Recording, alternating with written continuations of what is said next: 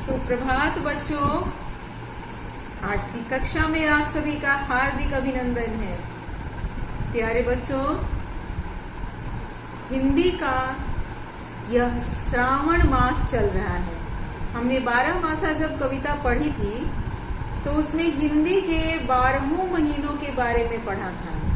यह श्रावण मास है और सावन की शोभा न्यारी हरियाली के ठाठ है। हरियाली क्यों हो जाती है? क्योंकि बारिश होती है। अभी भी बारिश हो रही है, लेकिन सावन में मूसलाधार अर्थात घनघोर बारिश होनी चाहिए, जो कि उस तरह से नहीं हो रही है। हल्की हल्की बारिश हो रही है, किंतु मौसम ठंडक देने वाला, राहत देने वाला प्रतीत हो रहा है। बच्चों, हम अर्धवार्षिक परीक्षा तक पाठ 1 से 12 तक पढ़ेंगे, ज्ञान सागर में भी और भाषा अभ्यास में भी। ज्ञान सागर में हमने पाठ 11 तक पढ़ लिया है और भाषा अभ्यास में पाठ 12 हमारा चल रहा है।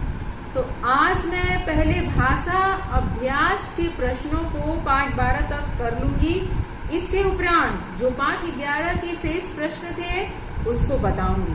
आप सभी बच्चे ध्यानपूर्वक समझने की कोशिश कीजिएगा। बच्चों, हमने पाठ 12 प्रश्न संख्या 4 तक कर लिया था। अब हम प्रश्न संख्या 5 करेंगे। ध्यानपूर्वक देखिए, नीचे दिए गए शब्द सुनने, बोलने और वर्तनी की दृष्टि से काफी मिलते जुलते हैं। ये कौन से शब्द हैं? जो सुनने, बोलने और वर्तनी का मतलब होता है जो एक जैसा लिखा हो, स्पेलिंग सुनने में, बोलने में और एक जैसा लिखने में काफी मिलते जुलते हैं। मतलब कि एक शब्द नहीं होता है, लेकिन मिलते जुलते शब्द होते हैं, परंतु उनके अर्थ अलग हैं। बच्चों, ऐसे शब्दों को हम कहते हैं श्रुति सम भिन्नार्थक। श्रुति सम भिन्नार्थक शब्द, ध्यान दीजिएगा बच्चों, जो शब्द बोलने, सुनने परंतु अर्थ की दृष्टि से भिन्न हो, ऐसे शब्दों को हम श्रुति सम भिन्नार्थक। श्रुति का मतलब होता है सुनना, समान, अर्थ में भिन्न। तो बच्चों, इसको हम देखते हैं पुस्तक में। पहला शब्द उधार।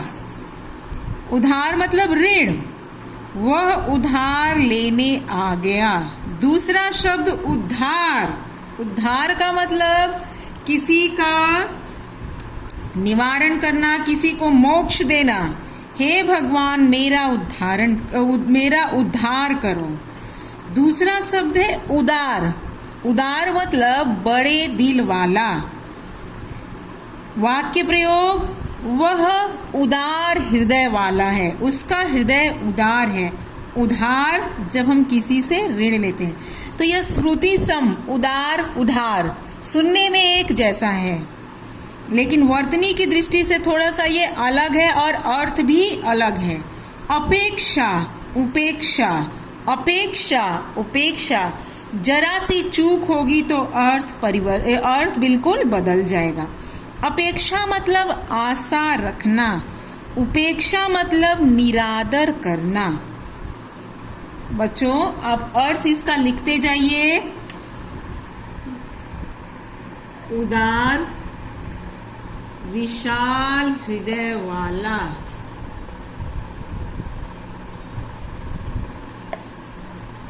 बच्चों, आपको करना क्या है कि इन शब्दों के अर्थ लिखते जाना है।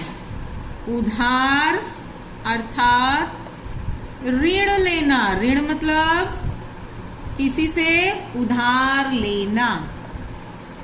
अपेक्षा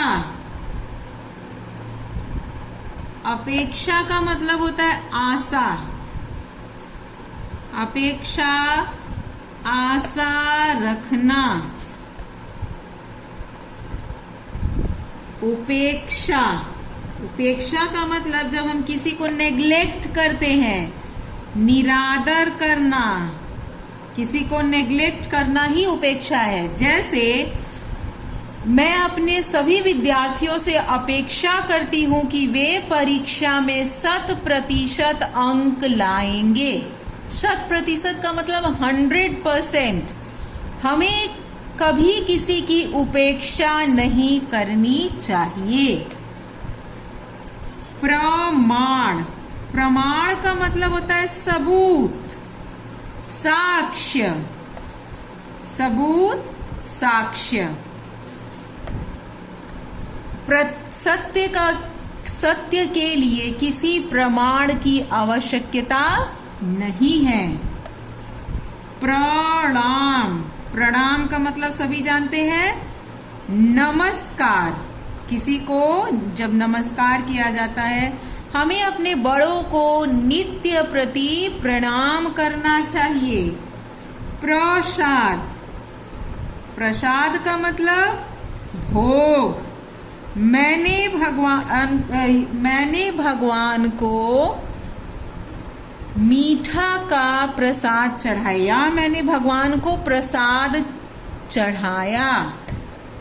प्रसाद, बच्चों यहाँ ध्यान दीजिए, केवल एक मात्रा से कैसे अर्थ परिवर्तित होगा। प्रसाद का मतलब होता है भवन, जिसको आप बिल्डिंग बोलते हैं, बड़े बड़े घर, उसको बोला जाता है प्रासाद। राजा का प्रासाद बहुत सुंदर था। प्रासाद मतलब भवन। आपको करना क्या है, इन सभी शब्दों के अर्थ लिखते जाना है। ठीक है बच्चों, अपनी उत्तर पुस्तिका में लिखेंगे और प्रत्येक से अलग अलग वाक्य बनाने की कोशिश कीजिएगा। अब पुस्तक में देखिए,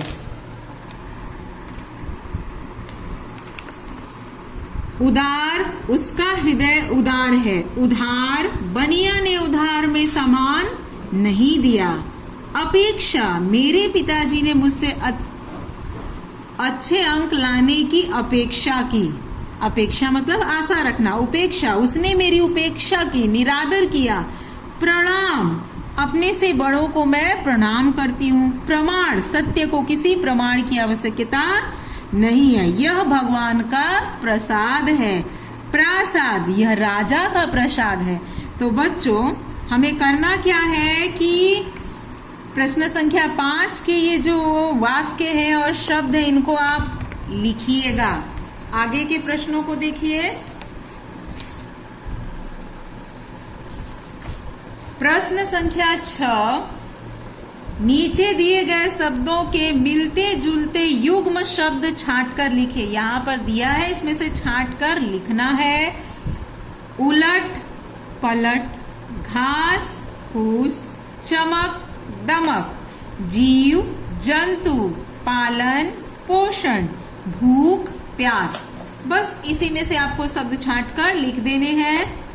और प्रश्न संख्या 7 पर अधिक ध्यान देने की आवश्यकता है। इस प्रश्न को आप अपने उत्तर पुस्तिका में कीजिएगा। विलोम शब्द इसलिए मैं कह रही हूं क्योंकि यह थोड़े कठिन और आपके लिए नए हैं। दीपक तिमिर को दूर कर प्रकाश फैलाता है। तिमिर का मतलब होता है अंधकार, तो इसका विलोम क्या हो गया, प्रकाश। सुधीर अपना स्वार्थ देखकर ही काम करता है, मगर उसका भाई निस्वार्थ। स्वार्थ निस्वार्थ, तिमिर प्रकाश।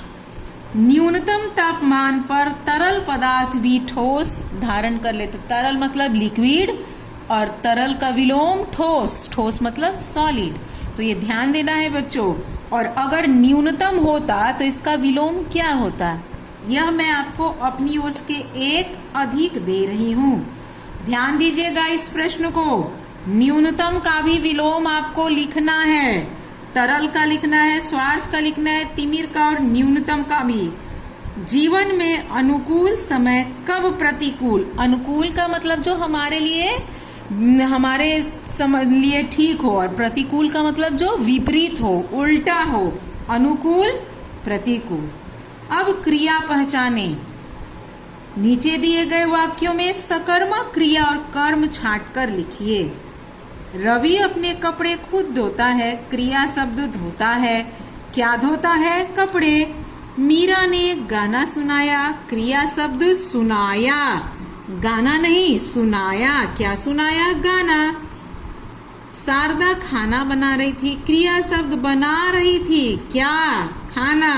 उसने एक कहानी लिखी, क्रिया शब्द लिखी। क्या लिखी? कहानी। हमने चावल खाए, क्रिया शब्द खाए। क्या खाए? चावल खाए। बच्चों, आपके पास पुस्तक नहीं है, लेकिन अभी आप इसको समझ लीजिए। पढ़िए, समझिए और याद रखिए। अमीर गरीब, अमीर और गरीब। शिव पार्वती, शिव और पार्वती। माता पिता, माता और पिता। देश विदेश, देश और विदेश। गंगा और यमुना, आटा और दाल। बच्चों ऊपर देखिए 3 शब्द है, 1 2 3, और यहाँ क्या है? केवल 2। तो ये जो 3 शब्द हैं, इनको जो छोटा कर दिया गया, ऐसे शब्दों को, जो शब्दों को संक्षिप्त करने का काम करे व्याकरण की भाषा में, उसको हम समास कहते हैं। बच्चों ध्यान देंगे, उसको क्या कहते हैं? समास।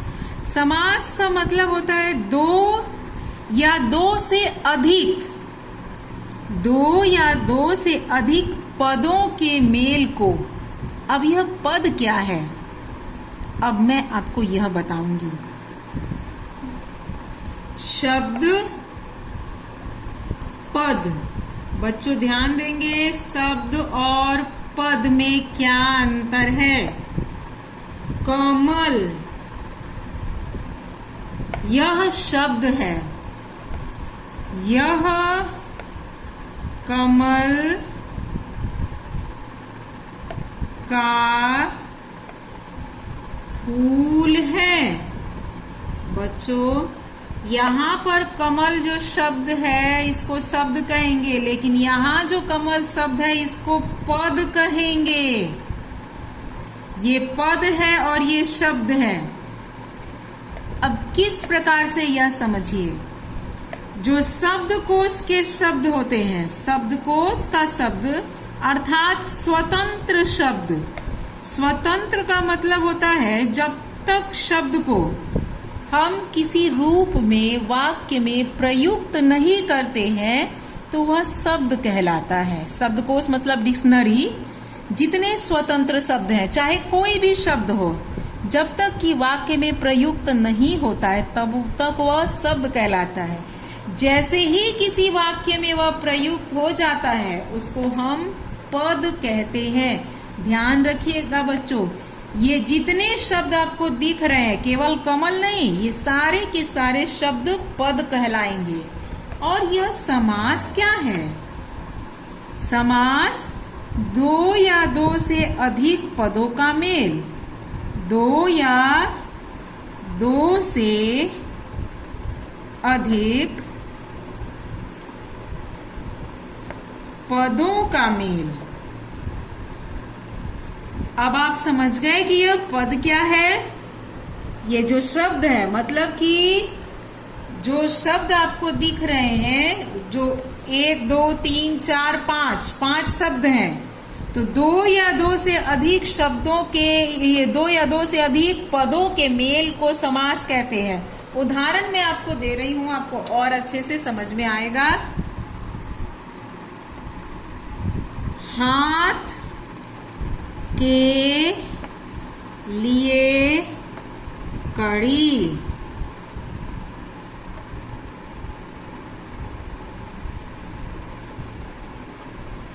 रसोई के लिए घर। बच्चों देखिए कितने शब्द हैं, 1 2 3 4, 1 2 3 4। हाथ के लिए कड़ी, 1 2 3 4, 4 पद हैं।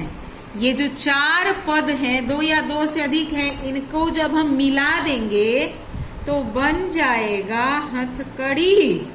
इन सब को मिला के बन गया हथकड़ी। रसोई के लिए घर, रसोई घर।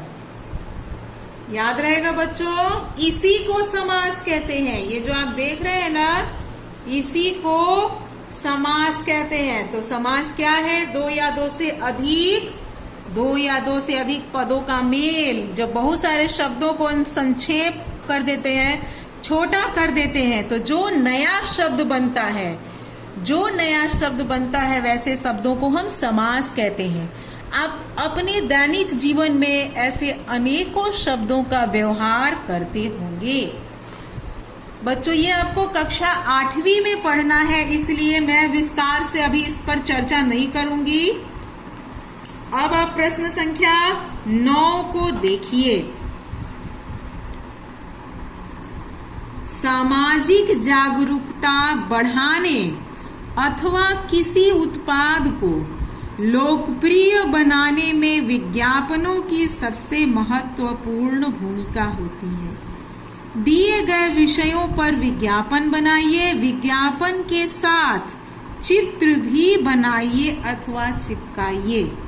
बच्चों यहाँ ध्यान दीजिए, सामाजिक जागरूकता को बढ़ाने में अथवा किसी उत्पाद को लोकप्रिय बनाने में। बच्चों अभी हमने क्या चर्चा किया कि सामाजिक जागरूकता को बढ़ाने के लिए या किसी चीज को लोकप्रिय बनाने के लिए विज्ञापन का प्रयोग किया जाता है। विज्ञापन मतलब एडवर्टाइजमेंट। किसी चीज को जब हम प्रदर्शित करते हैं, जैसे मेरे पास ये जो मार्कर आप देख रहे हैं, इस मार्कर पर कंपनी का नाम लिखा है, इस पर लाल काला इत्यादि से कुछ कुछ लिखा भी गया है कंपनी के बारे में, प्रोडक्ट के बारे में। अगर मुझे यह मार्कर बेचना हो तो क्या आप खरीद लेंगे बिना इसकी विशेषता जाने हुए? तो इसके बारे में मुझे आपको बताना पड़ेगा कि यह मार्कर, इसकी क्या खासियत है, इसको क्यों आप खरीदेंगे, यह सस्ती है कि महंगी है, किन किन कामों में। तो इसके लिए मुझे क्या करना होगा? विज्ञापन बनाना होगा। एडवर्टाइजमेंट, विज्ञापन को मतलब सुंदर से सारी चीजों को किसी चीज पर प्रिंट आउट करके समाज तक पहुंचाया जाता है। और सामाजिक जागरूकता, जैसे पोलियो का अभियान, स्वच्छता का अभियान हो, या बेटी बचाओ बेटी पढ़ाओ जैसे अभियान हो, जो हमारे समाज को जागरूक करें, या कोरोना वायरस से लड़ने के लिए हमें मास्क पहनना है, हाथों को 20 सेकेंड तक धोना है, तो इस चीज को हम कैसे दूसरों तक पहुंचाएंगे? विज्ञापन के माध्यम से। और कोई कब विज्ञापन देखता है?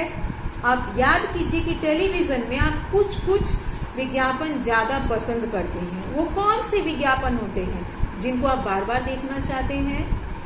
उनके द्वारा जो अभिनय करता है वह विशेष रूप से चीजों को सजाकर, रंगों का सही प्रयोग करके और अपने प्रोडक्ट की, अपने उत्पाद की खासियत बताते हैं।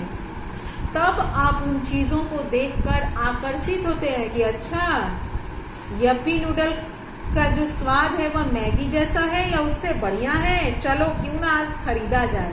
तो हम दूसरे के द्वारा जो उत्पाद है उसकी बड़ाई सुनकर अपने आप को रोक नहीं पाते हैं और सामान को खरीद लेते हैं। यह जो मार्केट में इतनी चीजें बिक रही हैं, हम कुछ कुछ प्रोडक्ट को सबसे ज्यादा खरीदते हैं बिना यह जाने कि वास्तव में यह अच्छी चीज है कि नहीं, केवल विज्ञापन को देखकर। यही विज्ञापन की खासियत होती है और इसका बहुत महत्व होता है। बच्चों आप इसको अपने कैरियर के रूप में भी जीवन में अपना सकते हैं। तो आपको करना क्या है? विज्ञापन लेखन सीखना है। सुंदर से अपने उत्तर पुस्तिका में जो पुस्तक में विज्ञापन दिया गया है उसको बनाना है। इसके अलावा समाचार पत्र में आप देखते होंगे विज्ञापन, तो कोई भी बढ़िया सा विज्ञापन, ये नहीं कि खूब बड़ा सा विज्ञापन काट के चिपका दे, वैसा नहीं, कोई छोटा सा। जैसे इसके पहले जो मैंने सूचना लेखन आप लोगों को दिया था, तो कई बच्चों ने बहुत सुंदर ढंग से उसको लगाया था, लेकिन सभी बच्चों ने नहीं किया था। इस बार जो आपका क्रियाकलाप है, यह मुझे दिखना चाहिए। समझ में आया बच्चों? इसको मैं लाइव क्लास में भी रिकॉर्ड करूंगी और उसको फिर ग्रुप पे सेंड करूंगी। तो आप सभी बच्चे सुंदर से विज्ञापन बनाएंगे और दूसरा विज्ञापन समाचार पत्र या किसी मैगजीन से काट कर चिपकाएंगे भी, ताकि आपको स्पष्ट हो जाए विज्ञापन कैसे लिखना चाहिए। और यह बोर्ड की परीक्षा में भी आता है, तो इस बात का भी आप सभी बच्चों को ध्यान रखना है।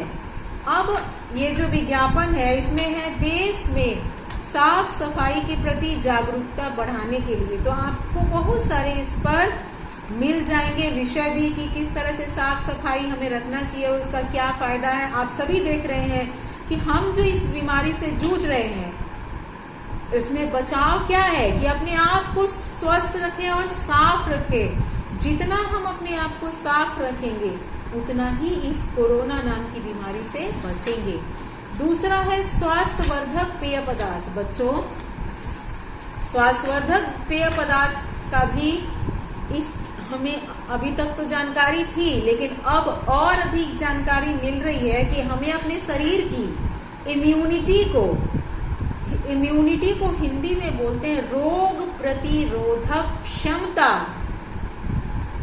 रोग प्रतिरोधक क्षमता। जब आप साइंस पढ़िएगा ना, अगर आपको कोई पूछे तो आप अपने मैम से पूछ सकते हैं कि इम्यूनिटी का मतलब क्या होता है, यह कैसे बढ़ती है। अभी मैं संक्षेप में आपको बता दे रही हूँ। हमारे शरीर में एंटीबॉडीज होती है, आपने पढ़ा भी होगा। एंटीबॉडी का काम क्या होता है कि बाहर से कोई बीमारी अगर आप पर अटैक करती है, तो आपके शरीर के अंदर मौजूद जो एंटीबॉडी है, जो बैक्टीरिया है, वह बाहर के बैक्टीरिया पर आक्रमण करके उसको भगा देता है। अंदर के बैक्टीरिया को या एंटीबॉडी को किस प्रकार से पोषण मिलेगा? जब आप स्वास्थ्यवर्धक पेय पदार्थ लेंगे। ये नहीं कि कोल्ड ड्रिंक पी लिया या कुछ भी उलूल जुलूल चीजें आप पी लेते हैं केवल जीभ के स्वाद के लिए। ऐसा नहीं करना है बच्चों। दूध पीने की सलाह इसीलिए दी जाती है, जूस पीने की सलाह इसीलिए दी जाती है। आप सभी को ध्यान रखना है। ये तो मैंने समझा दिया। अब आपको इसी पर विज्ञापन बनाना है, और विज्ञापन बनाने के लिए आपको ध्यान क्या क्या रखना है? सुंदर सा चित्र बनाना है। जिस भी चीज का आप विज्ञापन बना रहे हो उसका चित्र बनाएंगे, उसके ऊपर स्लोगन लिखेंगे, और वो चीजें कहाँ मिलेंगी, किस स्टोर पर मिलेंगी, फोन नंबर इत्यादि के साथ आप विज्ञापन। और बच्चों, मैं देखूंगी कि आप सभी की कृति अलग होनी चाहिए। कोई भी इंटरनेट का यूज नहीं करोगे, कोई किसी की नकल नहीं करना है। आपको खुद सोचना है, टीवी देखना है और सोचना है कि मैं क्या अच्छा बना सकता हूँ या क्या अच्छी बना सकती हूँ। तो उस तरह से आप उसको बनाइएगा। समझ में आ गया बच्चों? तो आपका गृह कार्य क्या है? विज्ञापन लेखन और विलोम शब्द, जो कि आपके अभ्यास सागर में है। इन्हीं चीजों को आप अपने उत्तर पुस्तिका में कीजिएगा बच्चों। इसके बाद हम जो पाठ्य पुस्तक के शेष प्रश्न है, पाठ 11, उस पर चर्चा करेंगे। बच्चों, यह जो बातचीत का प्रश्न है, यह मैं आपसे लाइव क्लास में पूछूंगी। आपको प्रश्न करना है अनुमान और कल्पना। अनुमान कल्पना का प्रश्न है कि बुढ़िया लेखक को रात में अपने घर ठहरने के लिए न कहती तो लेखक क्या करता? बुढ़िया लेखक को अपने घर ठहरने के लिए नहीं करती तो लेखक क्या करता? लेखक डर जाता, जंगल में ही उसे रात बितानी पड़ती, क्योंकि लेखक को डर लग रहा था, रात काफी गहरी थी। बच्चों, आप अपने से भी कुछ कुछ जोड़कर लिखिएगा। आपने अक्सर लोगों को भीख मांगते देखा है, कहाँ कहाँ देखा है? बताइए वे भीख क्यों मांगते हैं? बच्चों, आपने कई जगह पर देखा है, स्टेशन पे, ढाबे पे या किसी होटल के सामने। तो लोग क्यों भीख मांगते हैं? कारण क्या है? कारण है आर्थिक परेशानी, गरीबी, भूखमरी। इसी के कारण से लोग भीख मांगने के लिए विवश हो जाते हैं। इस कहानी का शीर्षक उस रात की बात क्यों रखा गया है? क्योंकि इसी शीर्षक ने लेखक के जीवन को, एक रात की घटना ने लेखक के जीवन को पूरी तरह से बदलकर रख दिया। आप इस कहानी का कोई अन्य शीर्षक बताइए और यह भी बताइए कि आपने शीर्षक क्यों रखा। तो बच्चों, ये प्रश्न आपको करना है। इसके बाद है भाषा की बात। मैं ये अभी आपको संक्षेप में बताती हूँ। एकमात्र सहारा, अंधे की लाठी, कब सो गया, आंख लग गई। केवल हमें मुहावरे लिखने हैं। मैं डर गया, डर गया प्राण सूख गए, डर गया प्राण सूख गए। लज्जित हुआ, पानी पानी हुआ। पाठ में आए हुए उपसर्ग तथा प्रत्यय लगे कोई 3-3 शब्द लिखिए।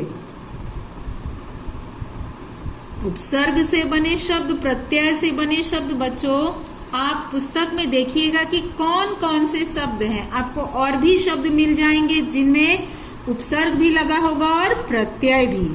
प्रश्न संख्या 3 देखिए, वाक्य प्रयोग। आपको अपने कॉपी में जो प्रश्न करना है, प्रश्न संख्या 2, 3 और अनुमान कल्पना के प्रश्न। प्रश्न संख्या 2, 3 अनुमान कल्पना के प्रश्न। इस प्रश्न को हम लाइव क्लास में चर्चा करेंगे और जीवन मूल्य के प्रश्न को भी लाइव क्लास में चर्चा करेंगे। बच्चों, हमने प्रश्न संख्या 1 से 6 तक किया था और ये हमारा बाकी रह गया था, इसको भी पुस्तक में करना है। लेखक ने अपनी बेटी से भिखारिन को क्या देने को कहा था? 2-4 पैसे। लेखक को कितने महीने बाद दूर जाना पड़ा, ये शहर से दूर जाना पड़ा? 3 महीने। मिस्त्री को कौन बुला कर ले आया? बुढ़िया का बेटा। ये सारे प्रश्न पुस्तक में करेंगे, समझ लीजिए। बुढ़िया ने लेखक को क्या खाने को दिया? बाजरे की रोटी और बथुए का साग। ठीक है बच्चों, तो आपका गृह कार्य समझ में आ गया। अनुमान कल्पना के प्रश्न, भाषा की बात के प्रश्न संख्या 2 और 3। तो आज की कक्षा यहीं समाप्त हुई। धन्यवाद बच्चों।